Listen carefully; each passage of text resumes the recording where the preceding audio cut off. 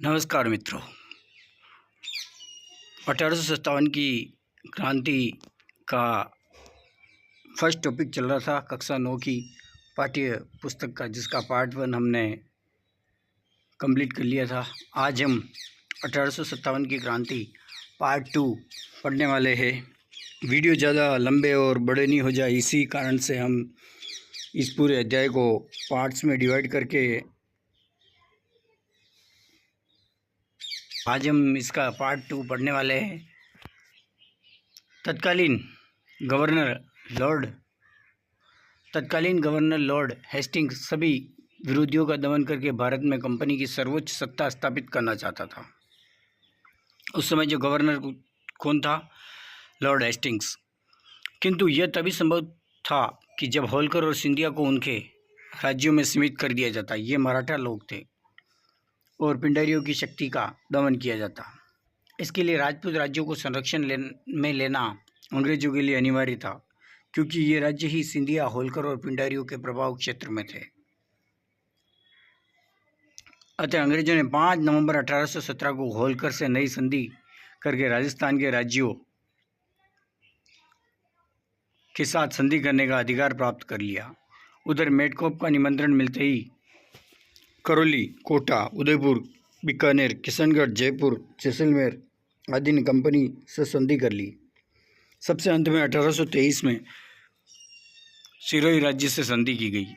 इस प्रकार 1817 से 1823 के दौरान राजस्थान पर स्थापित यह ब्रिटिश आधिपत्य 1947 ईस्वी में स्वतंत्रता प्राप्ति का अक्षुण्ण रहा।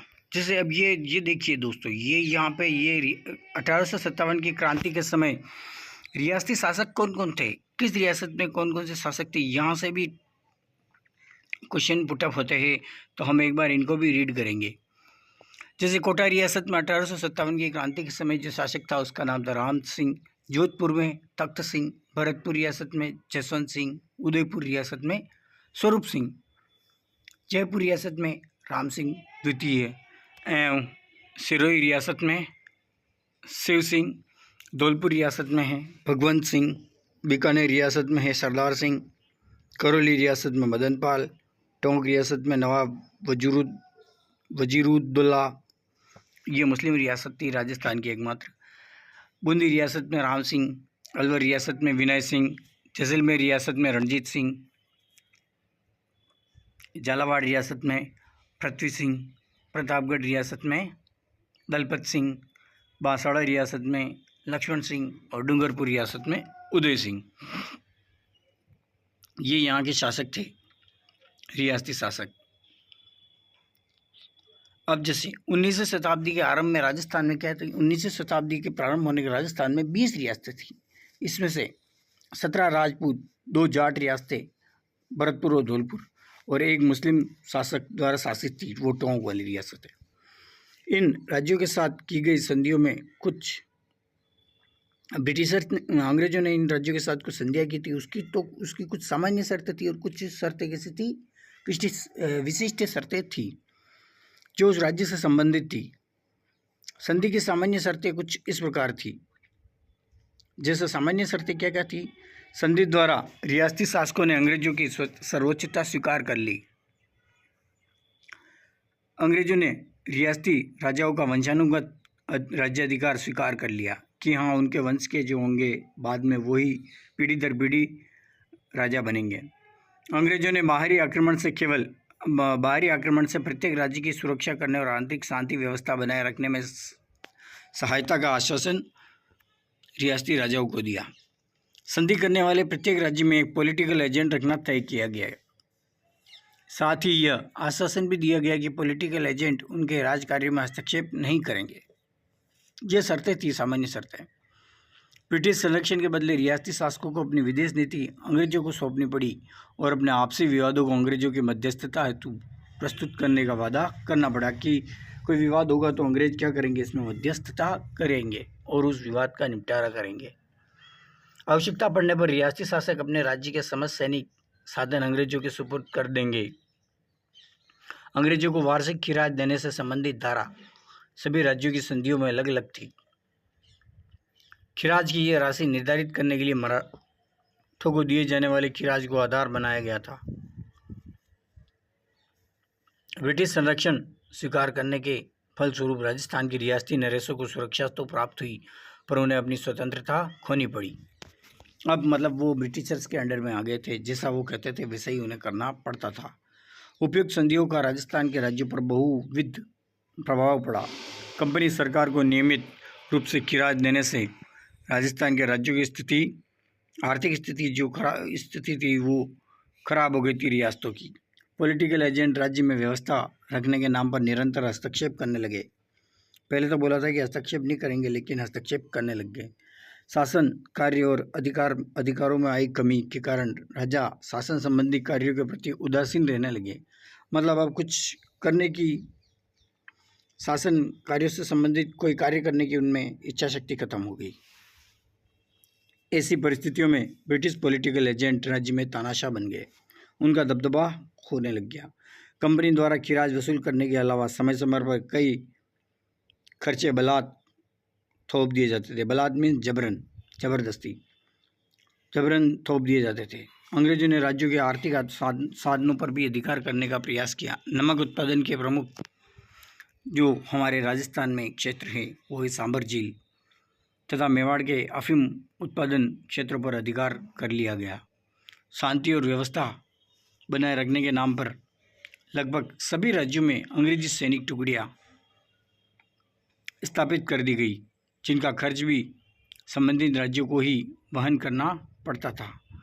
भारी खिराज पर ब्याज और अन्य खर्चे थोपे जाने के फलस्वरूप राज्यों की आर्थिक स्थिति बेहद कमजोर हो गई।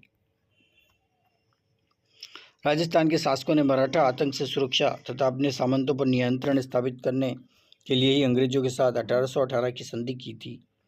संधि संपन्न होने के पश्चात राजपूत शासकों ने अंग्रेजों की सहायता से सामंतों की शक्ति कुचलने का प्रयास किया।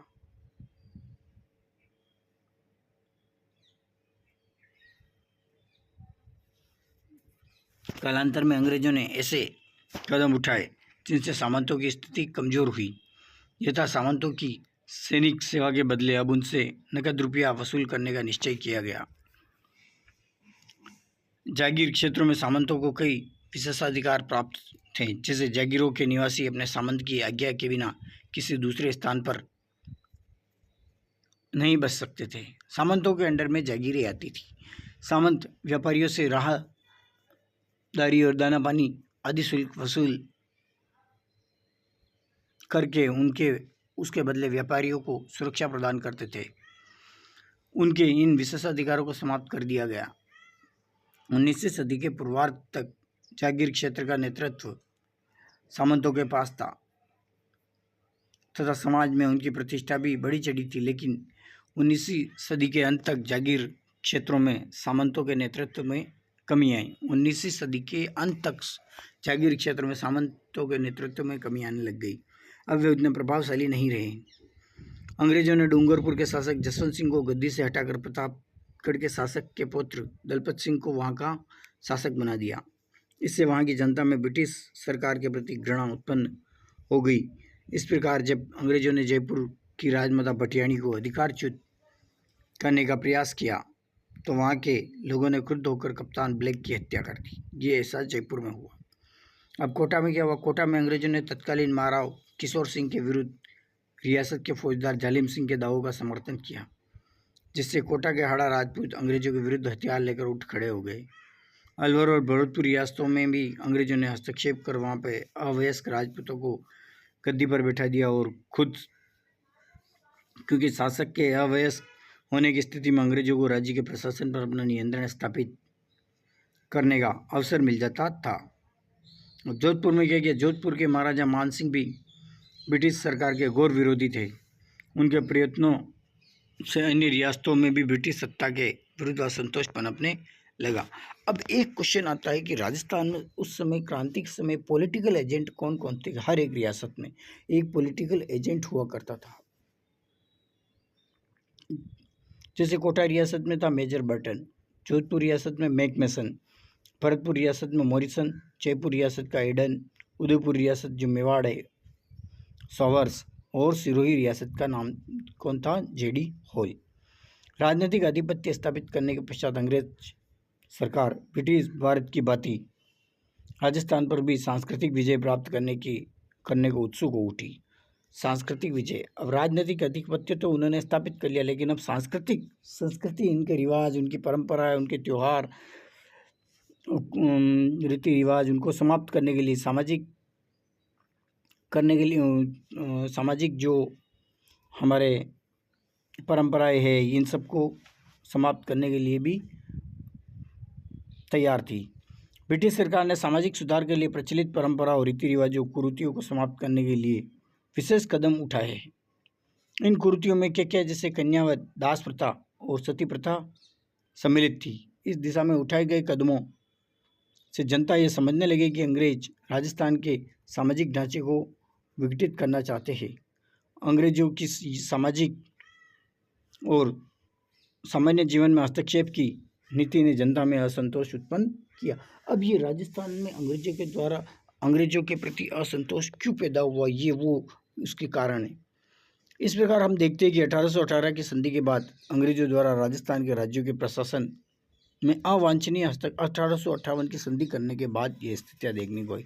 अवांछनीय हस्तक्षेप करने लगे, आर्थिक संसाधनों पर आधिपत्य जमाने लगे और अंग्रेजों द्वारा वसूल किए जाने वाली वार्षिक खिराज की राशि, सामंतों के विशेषाधिकारों पर कुठाराघात और राजस्थान के सामाजिक जीवन में हस्तक्षेप ने सर्वत्र असंतोष को जन्म दिया। राज्य, सामंत और साधारण जनता, सभी वर्ग अंग्रेजों से असंतुष्ट थे, परेशान होने लगे बस अब अंग्रेजों से कि ये क्या कर लिया हम लोगों ने, 1858 की संधि कर ली, लेकिन हम खुद है ना अपने ही क्षेत्र में, अपने ही राज्यों में, अपनी ही रियासत में दबने लग गए। ईसाई मत के प्रचारकों की संदिग्ध गतिविधियों के कारण अब ईसाई लोग, ये ब्रिटिशर्स एक तरीके से देखा जाए तो है ना क्रिश्चियंस कम्युनिटीज से बिलोंग करते हैं। ईसाई मत के प्रचारकों की संदिग्ध गतिविधियों के कारण अजमेर, मेरवाड़ा क्षेत्र में यह विचार पनपने लगा कि अंग्रेज हिंदुओं का मतांतरण कर उन्हें जबरदस्ती ईसाई बनाने के लिए प्रयत्नशील है। इससे उनमें ब्रिटिश सत्ता के प्रति तीव्र आक्रोश उत्पन्न हो गया कि अंग्रेज हमारा धर्म परिवर्तन करने वाले हैं और हमें ईसाई बनाने वाले हैं। ब्रिटिश विरोधी भावनाओं को पनपाने में राजस्थान के कवियों एवं साहित्यकारों ने भी महत्वपूर्ण योगदान दिया। उनके द्वारा ऐसे शासकों की निंदा की गई जो ब्रिटिश सत्ता के भक्त थे एवं उन शासकों एवं सामंतों की प्रशंसा की गई जो ब्रिटिश सत्ता के विरोधी थे।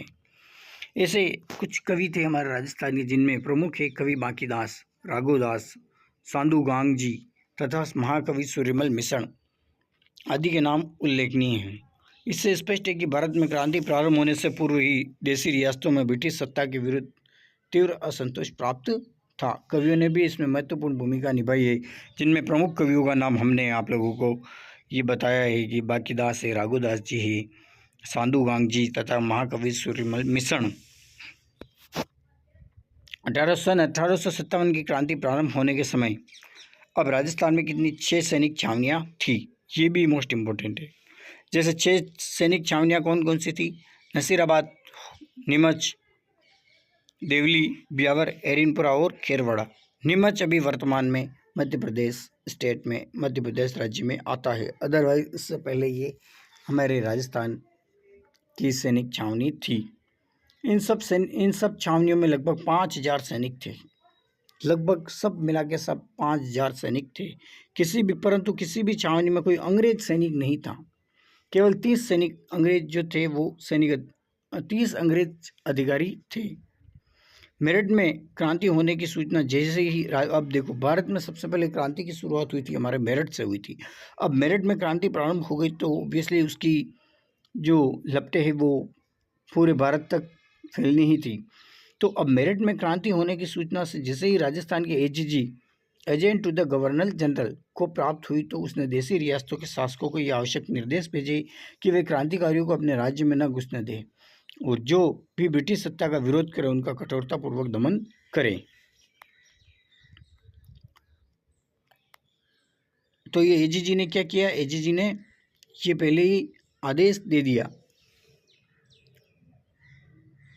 ठीक है। अब देखो, अब सबसे पहले जो क्रांति शुरुआत हुई थी हमारे राजस्थान में, वो नसीराबाद में प्रारंभ हुई। अब ये देखते हैं हम, राजस्थान में क्रांति का सूत्रपात नसीराबाद से हुआ।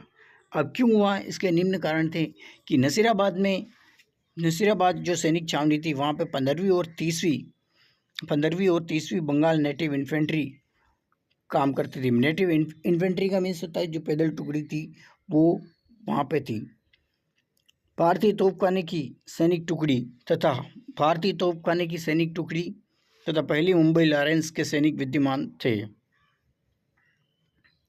15वीं और 30वीं बंगाल नेटिव इन्फेंट्री, भारतीय तोपखाने की सैनिक टुकड़ी और पहली मुंबई लॉरेंस के सैनिक विद्यमान थे।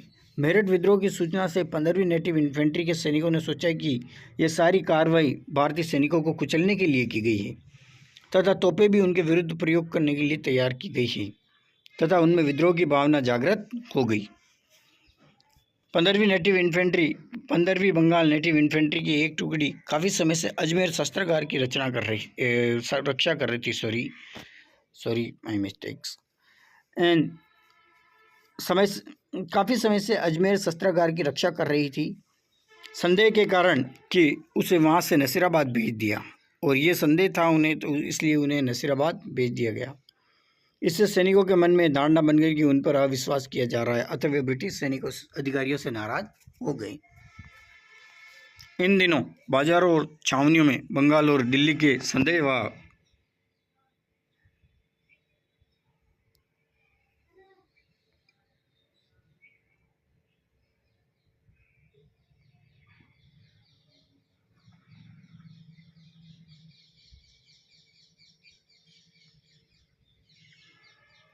इन दिनों बाजारों और छावनियों में बंगाल और दिल्ली के संदेशवाहक जो थे, साधु और फकीरों के वेश में राजस्थान आए और उन्होंने चर्बी वाले कारतूसों के विरुद्ध प्रचार कर विद्रोह का संदेश प्रचारित किया।